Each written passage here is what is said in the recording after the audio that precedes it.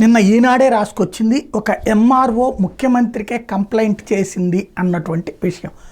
ఇప్పుడు ఆ విషయాన్ని సాక్షి మరింత డీటెయిల్గా రాసుకొచ్చింది. అసలు ఇంతకీ ఆ ఎంఆర్ఓని ఉద్యోగంలో ఉండనిస్తారా, వేరే శాఖలకి బదిలీ చేస్తారనేది తెలియాలి. మా ఎమ్మెల్యే నన్ను పని చేసుకునేవట్లేదు, ప్రతి నెల 30 లక్షలు కప్పం కట్టమంటున్నారు.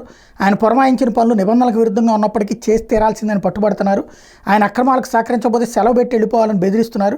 నేను అవినీతిపరురాలని పార్టీ అనుకూల పత్రికలో వార్తలు రాయించి వేధింపులకు గురి చేస్తున్నారంటే అన్నమయ్య జిల్లా మదనపల్లి తహసీల్దార్ కాజాబీ ఏకంగా చంద్రబాబు, ఐటీ మంత్రి లోకేష్, రెవెన్యూ మంత్రి అనగాని సత్యప్రసాద్ స్వయంగా కలిసి చెప్పుకున్న గోడు తాను ప్రశాంతంగా ఉద్యోగం చేసుకునే పరిస్థితులు కల్పించాలని వాళ్ళని వేడుకున్నారు.